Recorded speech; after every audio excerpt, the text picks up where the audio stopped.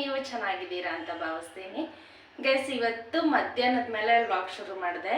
ಬೆಳಗ್ಗೆ ತಿಂಡಿ ಮುಗಿಸ್ಕೊಂಡ್ಬಿಟ್ಟು ನಮ್ಮನೆ ಡ್ಯೂಟಿಗೆ ಹೋದ್ರು. ನಾನು ಮನೆ ಕೆಲಸ ಎಲ್ಲ ಮುಗಿಸ್ಕೊಂಡು ಈಗ ಮಧ್ಯಾಹ್ನದ ಅಡುಗೆ ಮಾಡೋಣ ಅಂತ ಹೇಳಿ ವ್ಲಾಗ್ ಶುರು ಮಾಡಿದ್ದೀನಿ ಗೈಸ್. ಇವತ್ತಿಂದು ಅಡುಗೆ ಬಂದ್ಬಿಟ್ಟು ರೊಟ್ಟಿ ಮಾಡಿಬಿಟ್ಟು ಜೋಳದ ರೊಟ್ಟಿ ಮಾಡಿ ಪಟ್ಲಕಾಯಿ ಪಲ್ಯ ಮಾಡೋಣ ಅಂತ ಅಂದ್ಕೊಂಡಿದ್ದೀನಿ. ಗ್ಯಾಸ್ ಖಾಲಿ ಆದಾಗಿಂದ ರೈಸ್ ತಿಂದು ತಿಂದು ಬೇಜಾರಾಗಿ ಹೋಗಿದೆ ಗೈಸ್. ಈ ಅಂದರೆ ಈ ಎಲೆಕ್ಟ್ರಿಕ್ ಸ್ಟವ್ ಮೇಲೆ ರೈಸ್ ಬಿಟ್ಟು ಇನ್ನೇನು ಮಾಡೋಕ್ಕಾಗೋದಿಲ್ಲ. ಏಕೆಂದರೆ ಚಪಾತಿ ಎಲ್ಲ ಬೇಯಿಸ್ಬೇಕು ಅಂದರೆ ನಮ್ಮ ಮನೇಲಿ ಇರೋದು ಐರನ್ ತವ, ಸ್ವಲ್ಪ ಲೇಟ್ ಪ್ರಾಸೆಸ್ ಎಲ್ಲನೂ. ಅದಕ್ಕೋಸ್ಕರ ಏನು ರೈಸ್ ಬಿಟ್ಟು ಅನ್ನ ಸಾಂಬಾರು ಬಿಟ್ಟು ಏನು ಮಾಡಿರಲಿಲ್ಲ.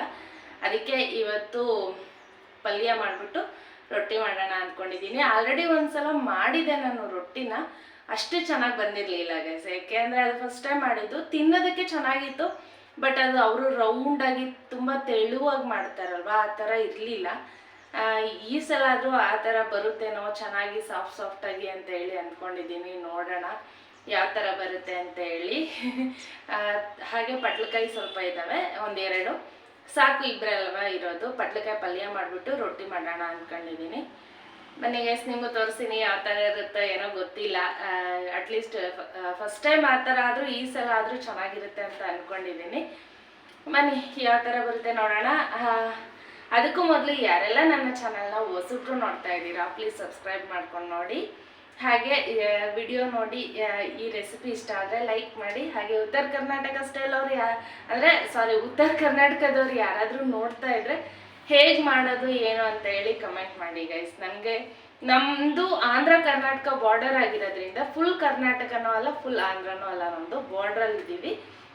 ಹಾಗಾಗಿ ಸ್ವಲ್ಪ ಕನ್ನಡ ಸ್ವಲ್ಪ ತೆಲುಗು ಎರಡು ಮಿಕ್ಸ್ ಆಗುತ್ತೆ, ಬೇಜಾರು ಮಾಡ್ಕೋಬೇಡಿ. ನನ್ನ ಲ್ಯಾಂಗ್ವೇಜಲ್ಲಿ ಏನಾದರೂ ಪ್ರಾಬ್ಲಮ್ ಇದ್ದರೆ ಕ್ಷಮಿಸಿ. ಹಾಗೆ ಕರೆಕ್ಷನ್ ಏನಾದರೂ ಇದ್ದರೆ ಹೇಳಿ, ನಾನು ಕರೆಕ್ಟ್ ಮಾಡ್ಕೋತೀನಿ. ಬನ್ನಿ ಯಾವ ಥರ ಇರುತ್ತೆ ಅಂತ ಹೇಳಿ ಇವತ್ತಿನ ರೆಸಿಪಿ ಸ್ಟಾರ್ಟ್ ಮಾಡೋಣ ಗೈಸ್. ಫಸ್ಟು ಬಿಸಿನೀರು ಕಾಯಿಸ್ಕೋಬೇಕು ಗೈಸ್. ಒಂದು ಸೈಡ್ಗೆ ಬಿಸಿನೀರು ಇಟ್ಬಿಟ್ಟು ನಾನು ಅದ್ರ ಮೇಲೆ ಸೆಲ್ಫ್ ಮೇಲೆ ಅಲ್ವಾ ಅದೆಲ್ಲ ಕಲಿಸ್ಕೊಳ್ಳೋದು ಹಿಟ್ಟನ್ನ. ಸೊ ಅದನ್ನು ಕ್ಲೀನ್ ಮಾಡಿದ್ದೆ, ಮುಂಚೆ ಆಲ್ರೆಡಿ ಕ್ಲೀನ್ ಮಾಡಿದ್ದೆ. ಮತ್ತು ಇವಾಗ ಒಂದು ಸರ್ತಿ ಎಲ್ಲ ನೀಟಾಗಿ ಬಟ್ಟೆಯಲ್ಲಿ ಒರೆಸ್ಕೊತಾ ಇದ್ದೀನಿ. ಯಾವಾಗಲೂ ತೊಳೆದು ಇಟ್ಕೊಂಡಿರ್ತೀವಲ್ವ, ಏನು ನೀಟಾಗಿರುತ್ತೆ, ಏನು ಗಲೀಜೇನಿರಲ್ಲ. ನಾನು ಆಲ್ಮೋಸ್ಟ್ ಈ ಮನೆಗೆ ಬಂದಾಗಿದ್ದನು ಚಪಾತಿನೂ ಅಲ್ಲೇ ಮಾಡ್ಕೋತಾ ಇರ್ತೀನಿ. ಇನ್ನೇನು ಕುತ್ಕೊಂಡು ಎಲ್ಲ ಚಪಾತಿ ಲಟ್ಸ್ಕೊಂಡು ಆಮೇಲೆ ಒಂದು ಸಲ ಬೇಯಿಸೋದಕ್ಕೆ ಇನ್ನೇನು ಮೇಲ್ಗಡೆಗೆ ಹೋಗೋದು ಅಂತೇಳಿ ನಿಂತ್ಕೊಂಡೆ ಅಲ್ಲೇ ಎಲ್ಲ ಮಾಡ್ಕೋತಾ ಇರ್ತೀನಿ. ಇನ್ನು ಇದನ್ನು ನೀಟಾಗಿ ಒರೆಸ್ಕೊಬಿಟ್ಟು ಹಿಟ್ಟು ಹಾಕ್ಕೊತಾ ಇದ್ದೀನಿ ಗೈಸ್. ನಾನು ಒಂದು ಸ್ವಲ್ಪ ಮೈದಾ ಹಿಟ್ಟು ಎಲ್ಲ ಮಿಕ್ಸ್ ಮಾಡ್ಕೊಂಡು ಮಾಡಿದಿದ್ರೆ ಸ್ವಲ್ಪ ಬೇಗ ಆಗ್ತಿತ್ತು. ಬಟ್ ಮೈದಾ ಹಿಟ್ಟು ಖಾಲಿ ಆಗಿರೋದ್ರಿಂದ ಬರೀ ಜೋಳದ ಹಿಟ್ಟು ಅಷ್ಟೇ ಹಾಕೋತಾ ಇದ್ದೀನಿ. ಅವ್ರಿಗೆ ಉತ್ತರ ಕರ್ನಾಟಕದವ್ರಿಗೆ ಗೊತ್ತಿರುತ್ತೆ ಆಲ್ಮೋಸ್ಟ್, ಅವರು ಬರೀ ಜೋಳದ ಹಿಟ್ಟಲ್ಲೇ ಮಾಡ್ತಾರೆ, ಅವ್ರಿಗೆ ಎಕ್ಸ್ಪೀರಿಯನ್ಸ್ ಇರುತ್ತೆ. ನಮಗೆ ಅಷ್ಟಾಗಿ ಬರೋದಿಲ್ಲ, ಇನ್ನೂ ಕಲಿತಾ ಇರೋದಲ್ಲ. ಇದು ನಾನು ಸೆಕೆಂಡ್ ಟೈಮ್ ಮಾಡ್ತಾ ಇರೋದ್ರಿಂದ ಹಾಕ್ಕೊಂಡಿದ್ದಿದ್ರೆ ಚೆನ್ನಾಗಿ ಬರ್ತಿತ್ತು. ಬಟ್ ಏನು ಮಾಡೋಕ್ಕಾಗಲ್ಲ, ಖಾಲಿಯಾಗಿರೋದ್ರಿಂದ ಬರೀ ಅದನ್ನೇ ಹಾಕ್ಕೊಂಡಿದ್ದೀನಿ. ಜೋಳದ ಹಿಟ್ಟು ಅಷ್ಟೇ ಹಾಕ್ಕೊಂಡಿರೋದು, ಇಬ್ಬರಿಗೆ ಸ್ವಲ್ಪ ಹಾಕ್ಕೊಂಡಿದ್ದೀನಿ ಗ್ಯಾಸ್, ಜಾಸ್ತಿನ ಹಾಕ್ಕೊಂಡಿಲ್ಲ. ಇನ್ನು ನೀರು ನೋಡಿ ಹೆಂಗೆ ಕುದೀತಾ ಇದೆ. ಆಫ್ ಮಾಡಿಬಿಟ್ಟು ಈಗ ಅದಕ್ಕೆ ಸ್ವಲ್ಪನೇ ಒಯ್ಕೊಂಡು ಮಿಕ್ಸ್ ಮಾಡಬೇಕು. ಇನ್ನು ಇದು ನಮ್ಮ ಪ್ಲಗ್ಗು ಸ್ವಲ್ಪ ರಿಪೇರಿ ಇದೆ ಹೇಳಿ ಗೈಸ್. ಅದು ಯಾವಾಗ ಆನ್ ಆ್ಯಂಡ್ ಆಫ್ ಮಾಡಿದ್ರೂ ಅಂದರೆ ಈಚೆಗೆ ಕಿತ್ತು ಬರ್ತಾ ಇರುತ್ತೆ. ಅದನ್ನು ಸರಿ ಮಾಡಿಬಿಟ್ಟು ಮತ್ತು ಇನ್ನು ಸ್ಟಾರ್ಟ್ ಮಾಡಿಕೊಂಡೆ ಗೈಸ್. ಹೆವಿ ಸುಡ್ತಾ ಇದೆ ನೀರು ಮಾತ್ರ. ಸ್ವಲ್ಪನೇ ಒಯ್ಕೊಂಡು ಕಲಿಸ್ತಾ ಇರಬೇಕು. ಅವರು ಬಿಸಿ ಮಾಡ್ಕೊಂಡು ಒಯ್ದು ಕಲಿಸ್ತಾರೆ. ಅವರಿಗೆ ಸ್ವಲ್ಪ ಸ್ಪೂನ್ ಹೆಲ್ಪ್ ತಗೋತಾರೆ ಅನಿಸುತ್ತೆ, ಕೈಯಲ್ಲೆಲ್ಲ ಮಾಡೋದಿಲ್ಲ. ಯಾಕೆಂದರೆ ತುಂಬ ಸುಡ್ತಾ ಇರುತ್ತಲ್ಲ, ಅದಕ್ಕೆ ನಾನು ಹಾಗೆಯೇ ಸ್ವಲ್ಪ ಗುಂಡಿ ಮಾಡಿಬಿಟ್ಟು ಅದನ್ನು ಹಿಟ್ಟು ನೆನ್ಕೊಳ್ಳೋವರೆಗೂ ಹಂಗೆ ಹಾಕ್ತಾಯಿದ್ದೀನಿ. ನಿಧಾನಕ್ಕೆ. ಹೆವಿ ಸುಡ್ತಾಯಿತ್ತು ಗೈಸ್ ಅದು ಮಾತ್ರ.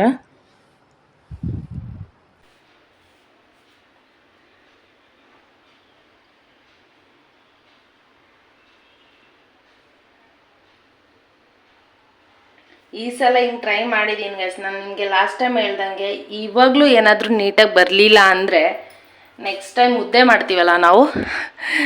ಮಾಡ್ತೀವಲ್ಲ ಗೈಸ್, ಆ ಥರ ಮಾಡಿಬಿಟ್ಟು ಆಮೇಲೆ ಚಪಾತಿ ಥರ ಮಾಡಿಬಿಡ್ತೀನಿ ಕೈಯಲ್ಲೇ. ಜಸ್ಟ್ ಒಂದು ಸ್ವಲ್ಪ ನೀರು ತಾಕಿದ್ರೆ ಸಾಕು, ಎಷ್ಟು ಬಿಸಿ ಆಗ್ತಾ ಇದೆ ಗೊತ್ತಾ.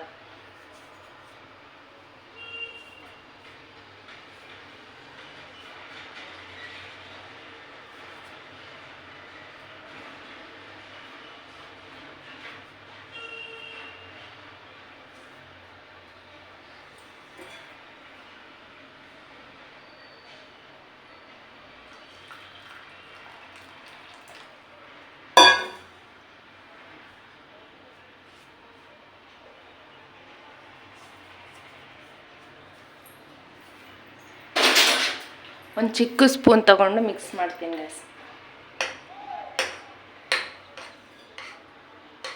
ಹೆವಿ ಸುಡ್ತಾ ಇದೆ ನೀರು, ಅದಕ್ಕೋಸ್ಕರ.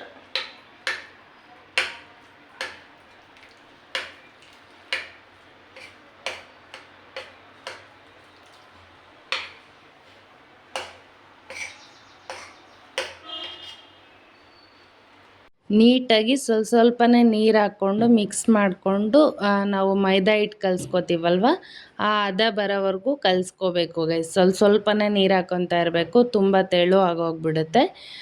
ಮೈದಾ ಹಿಟ್ಟು ಕಲಿಸ್ದಷ್ಟು ನೋಡಿ, ಈಗ ಅಷ್ಟು ಬಂದಿದೆ ಅಲ್ವಾ, ಸಾಕು. ಈ ಅದಕ್ಕೆ ಕಲಿಸ್ಕೊಂಡ್ರೆ ಆಯಿತು. ಚೆನ್ನಾಗಿ ನಾದ್ಕೋಬೇಕು, ಹೆವಿ ಅಂದರೆ ಹೆವಿ ಸ್ಮೂತ್ ಆಗೋವರೆಗೂ ನಾದ್ಕೋಬೇಕು ಗೈಸ್. ನಾನು ಚೆನ್ನಾಗಿ ನಾದ್ಕೊಂಬಿಟ್ಟು ಈಗ ಸ್ವಲ್ಪ ಉಂಡೆ ತಗೊಂಡು ಲಟ್ಟಣಿಗೆಯಲ್ಲಿ ಲಟ್ಸೋಣ ಅಂತೇಳಿ ಅಂದ್ಕೊಂಡಿದ್ದೀನಿ. ಇವತ್ತು ನೋಡೋಣ ಅದರಲ್ಲಾದರೂ ಚೆನ್ನಾಗಿ ಬರುತ್ತಾ ಅಂತ ಹೇಳಿ. ಅಂದರೆ ಅವರು ರೊಟ್ಟಿ ಬಡಿತಾರಲ್ವ, ಆ ಥರ ಲಾಸ್ಟ್ ಟೈಮ್ ಟ್ರೈ ಮಾಡಿದ್ದೆ.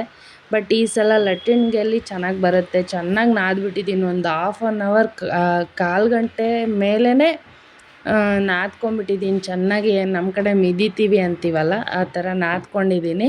ಯಾವ ಥರ ಬರುತ್ತೆ ನೋಡಬೇಕು.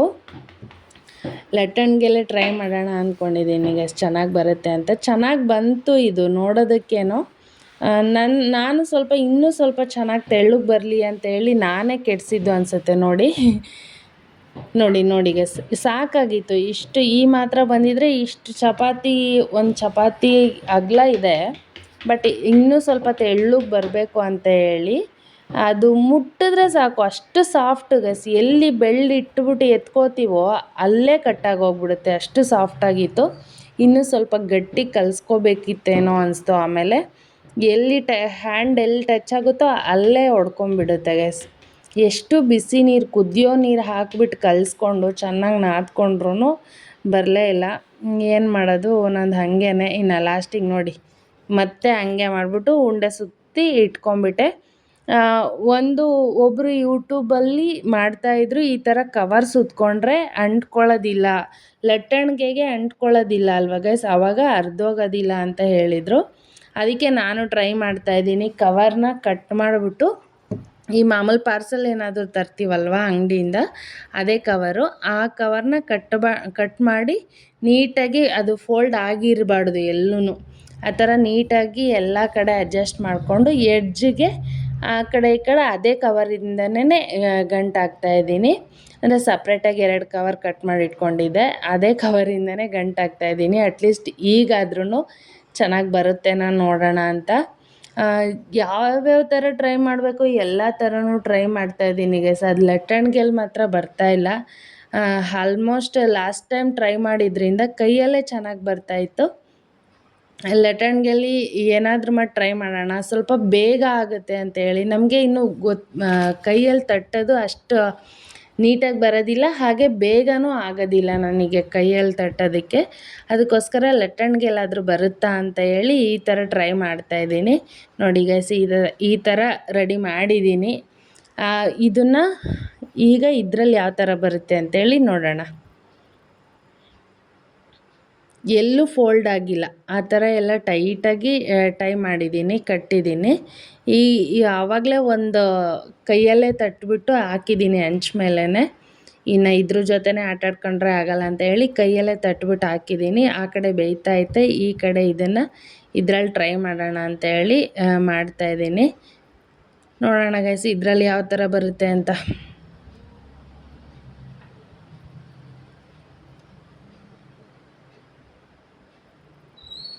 ಪರವಾಗಿಲ್ಲ ಗೈಸ್, ವರ್ಕ್ ಆಗುತ್ತೆ ಅನಿಸುತ್ತೆ. ಆದರೆ ಆ ಎಡ್ಜಲ್ಲಿ ಇರೋದೆಲ್ಲ ಸಿಕ್ಕಾಕೊಂಡು ಇದೂ ಅರ್ಧೋಗೋ ಥರ ಆಗ್ತಾಯಿದೆ ಗೈಸ್. ಆ ಕಡೆ ಈ ಕಡೆ ಎಡ್ಜಲ್ಲಿ ಇರೋದು ನಾನು ಕಟ್ ಮಾಡಬೇಕಿತ್ತು ನೋಡಿ. ಅದು ಕಟ್ ಮಾಡಿದಿದ್ರೆ ಚೆನ್ನಾಗಿ ಬರ್ತಿತ್ತು. ಎಷ್ಟೇ ಹಿಡ್ಕೊಂಡು ಹೊಸಿದ್ರೂ ಆದರೂ ಸ್ವಲ್ಪನಾದರೂ ಸಿಕ್ಕಾಕೊಂಡು ಕಿತ್ತು ಬರ್ತಾಯಿತ್ತು.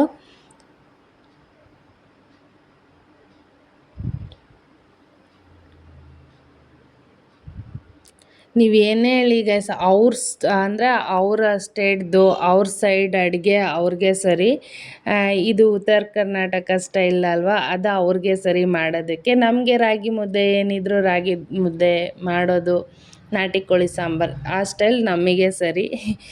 ಅವ್ರದ್ದು ಎಷ್ಟೇ ಕಲಿತೀವಿ ಅಂತ ಇಂಟ್ರೆಸ್ಟ್ ಇಕ್ಕಿ ಮಾಡೋಕ್ಕೆ ಹೋದ್ರೂ ಬರ್ತಾ ಇಲ್ಲ ನನಗಂತೂ. ಬಟ್ ಕೈಯಲ್ಲಿ ತಟ್ಟಿ ರೂಢಿಯಾಗಿರೋದ್ರಿಂದ ಸ್ವಲ್ಪ ಕೈಯಲ್ಲಿ ತಟ್ಟಕ್ಕೆ ಬರುತ್ತೆ. ಆದರೂ ಲಟ್ಟಣಿಗೆಲ್ಲಿ ಟ್ರೈ ಮಾಡೋಣ, ಅವ್ರು ಎಷ್ಟು ಚೆನ್ನಾಗಿ ಲಟ್ಟಿಸ್ತಾರಲ್ವ, ಚಪಾತಿ ಥರನೇ ಇರುತ್ತೆ ಅಂತೇಳಿ ಎಷ್ಟು ಟ್ರೈ ಮಾಡ್ತಾಯಿದ್ದೀನಿ. ಒಂದು ಎರಡಂತೂ ಫ್ಲಾಪ್ ಆಗೋದು, ಮೂರನೇ ರೊಟ್ಟಿಯಿಂದ ನೀಟಾಗಿ ಬಂದವು ಗೈಸ್. ಸ್ಟಾರ್ಟಿಂಗ್ ಎರಡು ಫ್ಲಾಪ್ ಮಾಡಿಬಿಟ್ಟೆ ನಾನೇ. ಅದೊಂಚೂರು ಎಲ್ಲ ಕಡೆ ಹೋಲ್ ಆಗಿರೋದ್ರಿಂದ ನಾನೇ ಎಲ್ಲ ಫುಲ್ ಉಂಡೆ ಮಾಡಿಬಿಟ್ಟು ಮತ್ತೆ ಇನ್ನೊಂದು ಸಲ ಅದು ಗಟ್ಟಿಯಾಗಿರುತ್ತಲ್ವ ಆವಾಗ ಹೊಸ್ದುಬಿಟ್ಟು ಇಟ್ಟೆ. ಇನ್ನು ಇದು ಮೂರನೇದು ಅನಿಸುತ್ತೆ ನೋಡಿ. ಅದು ಚೆನ್ನಾಗಿ ಬರುತ್ತೆ, ತಿರುಗಿಸ್ತಾ ಸಾಫ್ಟಾಗಿರೋದ್ರಿಂದ ಬೇಗ ಕಟ್ಟಾಗೋಗ್ಬಿಡುತ್ತೆ ಎಡ್ಜಲ್ಲಿ. ಅವ್ರ ಥರ ರೌಂಡ್ ಶೇಪಲ್ಲಿ ಬರೋದಿಲ್ಲ. ರೌಂಡ್ ಶೇಪಲ್ಲಿ ಬಂದ್ರೂ ಎಡ್ಜಲ್ಲಿ ಅವ್ರದ್ದು ಒಂದು ಚೂರು ಬಿರುಕಿರಲ್ಲ ಗೈಸ್, ಕ್ರ್ಯಾಕ್ಸ್ ಇರೋದಿಲ್ಲ ಎಡ್ಜಲ್ಲಿ. ರೌಂಡಾಗಿರುತ್ತಲ್ವ ಆ ಎಡ್ಜಲ್ಲಿ. ಅದೇ ನಾವು ಮಾಡಿದ್ರೆ ಎಲ್ಲ ನಮಗೆ ಇಂಡಿ ಕಾಲು ಯಾವ ಥರ ಹೊಡೆದಿರುತ್ತೋ ಆ ಥರ ಎಲ್ಲ ಕಟ್ಟಾಗಿರ್ತವೆ. ಆ ಥರ ಇರುತ್ತೆ ರೊಟ್ಟಿ. ಅವ್ರಿಗೆ ಗೊತ್ತಾಗ್ಬಿಡುತ್ತೆ ಇದು ಬರ್ದವ್ರು ಮಾಡಿರೋದು, ಬರೋರು ಮಾಡಿರೋದು ಅಂತೇಳಿ ಆ ಸೈಡ್ ಇರೋರಿಗೆ. ನಮ್ಮ ಮನೇಲಿ ನಾವೇ ಅಲ್ವ ತಿನ್ನೋದು, ಹಾಗೆ ಅಡ್ಜಸ್ಟ್ ಮಾಡ್ಕೋತೀವಿ. ಇನ್ನು ಲಾಸ್ಟಿಗೆ ಲಟ್ಸೋವರೆಗೂ ಲಟ್ಸ್ಬಿಟ್ಟು ನನಗೆ ಬೇಜಾರಾಗಿ ಕೈಯಲ್ಲೇ ತಟ್ತಾಯಿದ್ದೀನಿ ಗೈಸ್. ಇದನ್ನು ಕೈಯಲ್ಲಿ ತಟ್ಟೋದೇ ಸ್ವಲ್ಪ ಚೆನ್ನಾಗಿ ಬರುತ್ತೆ. ಆದರೂ ಈ ಸಲ ರೊಟ್ಟಿ ಸ್ವಲ್ಪ ಸಾಫ್ಟಾಗಿ ಚೆನ್ನಾಗಿ ಬಂದಿದ್ದಾವೆ. ನಾರ್ಮಲ್ ಟೇಸ್ಟು ಆಮೇಲೆ ಅದ್ರ ಸಾಫ್ಟ್ನೆಸ್ ಎಲ್ಲ ಸೇಮ್ ಅವ್ರು ಹೇಗೆ ಮಾಡ್ತಾರೋ ಹಾಗೇ ಇತ್ತು. ಏನಂದರೆ ಲಟ್ಸೋಕ್ಕೆ ಬರಲಿಲ್ಲ, ಕೈಯಲ್ಲೇ ಹಾಗೆ ಚಿಕ್ಕದಾಗೆ ತಟ್ಟಿ ಹಾಕ್ಕೊಂಡೆ. ಅಷ್ಟು ದೊಡ್ಡದಾಗಿ ಅವ್ರು ಅರ್ವ ತಟ್ತಾರಲ್ವ ಅಷ್ಟು ಅರ್ವನೂ ಬರಲಿಲ್ಲ. ಇನ್ನು ನಾರ್ಮಲಾಗಿ ಚಿಕ್ಕದಾಗೇ ಮೀಡಿಯಮ್ ಸೈಜ್ದು ಚಪಾತಿ ಎಲ್ಲ ಮಾಡ್ತೀವಲ್ವ, ಮೀಡಿಯಮ್ ಸೈಜ್ದಲ್ಲಿ ಕೈಯಲ್ಲೇ ತಟ್ಟಿ ಹಾಕ್ತಾಯಿದ್ದೀನಿ. ಅದು ಕೈಯಲ್ಲಿ ಎತ್ಕೊಂಡು ಹಂಚ್ ಮೇಲೆ ಹಾಕೋದು ಒಂದು ಇದು ಗೈಸ್, ಅದು ಒಂದು ಟ್ಯಾಲೆಂಟೇ. ತಟ್ಟೋದೇನೋ ತಟ್ಟಿಬಿಡ್ಬೋದು, ಎತ್ತಿ ಹಂಚ್ ಮೇಲೆ ಹಾಕಿ ಬೇಯಿಸೋದು ಇದೆಯಲ್ವಾ, ಅದು ಇನ್ನೂ ಒಂದು ನೆಕ್ಸ್ಟ್ ಲೆವೆಲ್. ಒಂದು ಕಡೆ ಬೇಯಿಸ್ಕೊತಾ ಇದ್ದೀನಿ, ಇನ್ನೊಂದು ಕಡೆ ತಟ್ತಾ ಇದ್ದೀನಿ. ಕೈಯಲ್ಲಿ ತಟ್ಟಿದ್ರೇ ಬೆಟರ್ ಗೈಸ್, ನನಗೆ ಅದೇ ಬೆಸ್ಟ್ ಅನ್ನಿಸ್ತು. ಲಟನ್ಗೆಲ್ಲಿ ಬೇಗ ಆಗುತ್ತೆ ಅನ್ನೋದು ಬಿಟ್ಟರೆ, ಬಟ್ ಕೈಯಲ್ಲಿ ತಟ್ಟೋದೇ ಬೆಸ್ಟು. ಎಲ್ಲಿ ಕಟ್ಟಾಗುತ್ತೋ ಅಲ್ಲಿ ಹಂಗೆ ಜೋಡಿಸ್ಕೊಳ್ತಾ ತಟ್ಬೋದು. ಲಟ್ಟಣಿಗೆಲ್ಲಾದರೆ ಅದು ಕವರ್ಗೆ ಆಮೇಲೆ ಆ ಲಟ್ಟಣಿಗೆಗೆ ಅಂಟ್ಕೊಂಡು ಹಂಗೆ ಬಂದುಬಿಡುತ್ತೆ, ಸೆಂಟ್ರಲ್ಲೆಲ್ಲ ಕಟ್ಟಾಗಿ ಹೋಗುತ್ತೆ. ಇದು ಕೈಯಲ್ಲಿ ತಟ್ಟೋದು ಏನಿಲ್ಲ, ಎಡ್ಜಲ್ಲಿ ಅಷ್ಟೇ ಸ್ವಲ್ಪ ಕ್ರ್ಯಾಕ್ಸ್ ಬಂದಿರ್ತವೆ, ಅದನ್ನು ಹಾಗೆ ಸರಿ ಮಾಡಿಕೊಂಡ್ರೆ ಆಗೋಯ್ತು. ಇನ್ನು ಒಂದೊಂದು ಕಡೆ ಬೇಯಿಸ್ಕೊತ ಮಾಡ್ತಾಯಿದ್ದೀನಿ. ಕೈಯಲ್ಲಿ ತಟ್ಟಿರೋದು ನೋಡಿ ಎಷ್ಟು ಚೆನ್ನಾಗಿ ಬಂದಿದೆ. ಎಡ್ಜೆಲ್ಲ ಬರೋಲ್ಲ ಬಿಡಿ, ಎಡ್ಜ್ ಬಗ್ಗೆ ನೀವು ತಲೆ ಕೆಡಿಸ್ಕೊಳ್ಳೋಕ್ಕೆ ಹೋಗ್ಬಿಡಿ. ಇನ್ನು ನೀಟಾಗಿ ರೌಂಡ್ ಶೇಪಲ್ಲಿ ಬಂದಿದೆ, ಪರವಾಗಿಲ್ಲ. ಇನ್ನು ಇದನ್ನು ನೋಡಿ ಬೇಯಿಸ್ತಾ ಇದ್ದೀನಿ, ಯಾವ ಥರ ಇದೆ. ಯಾವ ಸ್ಟೇಟು ಇಲ್ಲ ಈ ಥರ. ಅಂದರೆ ಸ್ಟೇಟ್ದೆಲ್ಲ ಒಂದೊಂದು ಆಂಧ್ರ, ಕರ್ನಾಟಕ, ತಮಿಳ್ನಾಡು ಅಂತ ಇರುತ್ತಲ್ವ, ಆ ಥರ ಸ್ಟೇಟ್ ಶೇಪು ಯಾವ ಸ್ಟೇಟು ಇಲ್ಲ ಇದ್ರ ಥರ. ಆ ಥರ ಆಗೋಗ್ಬಿಟ್ಟೈತೆ ಎಲ್ಲ ಕಟ್ ಆಗಿಬಿಟ್ಟು. ಆದರೂ ತಿನ್ನಕ್ಕೆ ಬರುತ್ತಲ್ಲ ಗೈಸ್, ಅಷ್ಟೇ ಸಾಕು ನಮಗೆ. ರೌಂಡು ಶೇಪ್ ಅದೆಲ್ಲ ಏನೂ ಬೇಕಾಗಿಲ್ಲ, ನೀಟಾಗಿ ಬೇಯಿಸ್ಕೊಂಡು ತಿಂದರೆ ನೀಟಾಗಿರಬೇಕು ಟೇಸ್ಟ್. ಬಟ್ ಇದ್ರ ಜೊತೆ ಕಾಂಬಿನೇಷನ್ ಪಟ್ಲಕಾಯಿ ಪಲ್ಯ ಸಖತ್ತಾಗಿರುತ್ತೆ ಗೈಸ್. ಆದರೂ ಬಿಡ್ತಾಯಿಲ್ಲ ನಾನು, ಬರುತ್ತೆ ನೀಟಾಗಿ ಬರುತ್ತೆ ಅಂತ ಹೇಳಿ ಟ್ರೈ ಮಾಡ್ತಾನೇ ಇದ್ದೀನಿ. ಅದು ಬರ್ತಾನೆ ಇಲ್ಲ, ನಾನು ಟ್ರೈ ಮಾಡ್ತಾನೇ ಇದ್ದೀನಿ ನೋಡಿ. ಫೈನಲಾಗಿ ಬಂತು ಇದು ಒಂದು ಸ್ವಲ್ಪ. ಎಂಡ್ವರೆಗೂ ಬರುತ್ತೆ ಗೈಸ್, 90% ಬರುತ್ತೆ. ಇನ್ನು ಆ 10% ಏನು ಉಳಿದಿದೆಯೋ ಲಾಸ್ಟಿಗೆ, ಆ 10% ಹಾಳು ಮಾಡಿಬಿಡುತ್ತೆ ಗೈಸ್, ಇಡೀ ರೊಟ್ಟಿನೇ ಹಾಳು ಮಾಡುತ್ತೆ ನೋಡಿ. 90% ಸಖತ್ತಾಗಿ ಬಂತು, ರೌಂಡು ಕ್ರ್ಯಾಕ್ಸ್ ಇಲ್ದಿರ ಎಷ್ಟು ಚೆನ್ನಾಗಿ ಬಂತು. ಆ ಸೆಂಟ್ರಲ್ಲಿ ಇನ್ನೊಂದು 10% ಅದು ಹೋಲ್ ಆಗಿಬಿಟ್ಟು ರೊಟ್ಟಿನೇ ಕೆಡಿಸ್ಬಿಟ್ಟು ಇನ್ನು ಪೂರ್ತಿ ಕೆಟ್ಟೇ ಹೋಗ್ಬಿಡ್ತು ಗೈಸ್. ಏನು ಮಾಡೋಕ್ಕಾಗಲ್ಲ, ಅಡ್ಜಸ್ಟ್ ಮಾಡಿಕೊಂಡು ಆ ಥರನೇ ಮಾಡ್ತಾಯಿದ್ದೀನಿ ಪೂರ್ತಿ ರೊಟ್ಟಿನ. ಇನ್ ಕೇಸ್ ಯಾರಾದರೂ ಉತ್ತರ ಕರ್ನಾಟಕದವ್ರು ನೋಡ್ತಾ ಇದ್ದಾರೆ ಪ್ಲೀಸ್ ಬೈಕೋಬೇಡಿ, ಇದೇನಪ್ಪ ಈ ಥರ ಮಾಡ್ತಾಯಿದ್ದಾರೆ, ನಮ್ಮ ರೊಟ್ಟಿನೆಲ್ಲ ಹಾಳು ಮಾಡ್ತಾಯಿದ್ದಾರೆ ಅಂತ ಹೇಳಿ. ಅದು ಕಲಿತಾ ಇರೋದು ಗೈಸ್, ಬೈಕೋಬೇಡಿ ಪ್ಲೀಸ್. ಈ ಥರ ಮಾಡ್ತಾರಾ, ಈ ಥರನೂ ಮಾಡ್ತಾರಾ ಅಂತ ಹೇಳಿ ಇನ್ನು ಕಲ್ತ್ಕೊಂಡು, ಇದು ಸೆಕೆಂಡ್ ಟೈಮ್ ಮಾಡ್ತಾ ಇರೋದ್ರಿಂದ ನಾನು ಕಲ್ತ್ಕೊಂಡು ಮಾಡ್ತಾಯಿದ್ದೀನಿ ಅಷ್ಟೇ. ನೀಟಾಗಿ ಎಲ್ಲ ನೀರು ಹಚ್ಬಿಟ್ಟು ಸ್ಮೂತಾಗಿ ಸಾಫ್ಟಾಗೇ ಇದ್ವು ಗೈಸ್ ರೊಟ್ಟಿ. ಅವರು ಬಿಸಿ ಬಿಸಿ ರೊಟ್ಟಿ ಮಾಡ್ಕೊತಿರ್ತಾರಲ್ಲ ಆ ಥರ ನೀರೆಲ್ಲ ಹಚ್ಬಿಟ್ಟು ಚೆನ್ನಾಗಿ ಮಾಡಿದೆ. ನನಗೆ ಮೊದಲನೇ ಸತಿ ಮಾಡಿದ್ಕಿಂತ ಈ ಸಲ ಸಖತ್ತಾಗಿತ್ತು. ಎಕ್ಸ್ಪೀರಿಯೆನ್ಸು ಅಷ್ಟೇ ಬೆಟರ್ ಲೈಕ್ ಅಂದರೆ ನಾವು ಒಂದು ಸಲ ಮಾಡಿ ಇನ್ನೊಂದು ಸಲಕ್ಕೆ ಸ್ವಲ್ಪ ಎಕ್ಸ್ಪೀರಿಯೆನ್ಸ್ ಆಗಿರುತ್ತೆ, ಅದಕ್ಕಿಂತ ಇದು ಬೆಟರ್ ಆಗಿರುತ್ತೆ ಅನ್ನೋ ಥರನೇ ಚೆನ್ನಾಗಿ ಮಾಡಿದೆ. ಅಂದರೆ ಹೋದ ಸಲ ಮಾಡಿದ್ಕಿಂತ ಈ ಸಲ ಒಂದು 50% ಬೆಟರ್ ಅಲ್ಲ, ಚೆನ್ನಾಗೇ ಇತ್ತು. ಸಖತ್ತಾಗೆ ಮಾಡಿದೆ ಅನಿಸ್ತು ಗೈಸ್ ನನಗಂತೂ. ಇನ್ನು ನಮ್ಮ ಮನೆಯವ್ರು ಬರೋ ಅಷ್ಟರಲ್ಲಿ ರೊಟ್ಟಿನೂ ಮಾಡಿಬಿಟ್ಟು ಆಮೇಲೆ ಪಲ್ಯನೂ ರೆಡಿ ಮಾಡ್ಕೊಂಬಿಟ್ಟೆ. ಪಟ್ಲಕಾಯಿ ಪಲ್ಯ ಒಂದು ಸೈಡ್ ಅದು ಮಾಡ್ತಾಯಿದ್ದೆ, ಒಂದು ಕಡೆ ರೊಟ್ಟಿನೂ ಬೇಯಿಸ್ಕೊತಾ ಇದ್ದೆ. ಫುಲ್ ರೆಡಿ ಆಗಿತ್ತು ಗೈಸ್ ನಮ್ಮ ಮನೆಯವ್ರು ಬರೋ ಅಷ್ಟರಲ್ಲಿ. ನೋಡಿ ಬಂದಮೇಲೆ ಬಡಿಸ್ತಾ ಇದ್ದೀನಿ. ಎಷ್ಟು ಸಾಫ್ಟಾಗಿದ್ದಾವೆ ನೀವೇ ನೋಡ್ತಾ ಇರ್ಬೋದು. ಅದು ಒಂದೊಂದು ಕಟ್ಟೂ ಆಗಿಲ್ಲ ಗೈಸ್. ಎಡ್ಜಲ್ಲಿ ಲಾಸ್ಟಿಗೆ ಮಾಡಿರೋ ಮಾತ್ರ ಸಖತ್ತಾಗಿ ಬಂದವು. ಸ್ಟಾರ್ಟಿಂಗ್ ಅಷ್ಟೇ ಹಂಗೆ ಕೆಡಿಸಿದ್ದು, ಲಾಸ್ಟಿಗೆಲ್ಲ ಸಖತ್ತಾಗಿ ಬಂದಿದ್ವು. ಪಲ್ಯ ಆಮೇಲೆ ರೊಟ್ಟಿ ಕಾಂಬಿನೇಷನ್ ಅಂತೂ ಸಖತ್ತಾಗಿತ್ತು ಗೈಸ್. ನಮ್ಮ ಮನೆಯವ್ರಿಗೆ ಅಂತ ಹೇಳಿ ಬಡಿಸ್ಬಿಟ್ಟು ನಾನೇ ಟೇಸ್ಟ್ ಮಾಡ್ತಾಯಿದ್ದೀನಿ. ಅದು ನೋಡೋದಕ್ಕಂತೂ ಸಖತ್ತಾಗಿತ್ತು. ಸಾಫ್ಟಾಗಿದ್ವು ಗೈಸ್, ಚಪಾತಿಗಿಂತೂ ಇನ್ನೂ ಸಾಫ್ಟಾಗಿ ಬಂದಿದ್ವು. ನಮ್ಮ ಮನೆಯವ್ರಿಗೆ ಬಡಿಸ್ಬಿಟ್ಟು ಫಸ್ಟ್ ಟೇಸ್ಟ್ ನಾನೇ ಮಾಡ್ತಾಯಿದ್ದೀನಿ ಹೇಗಿದೆ ಅಂತ ಹೇಳಿ.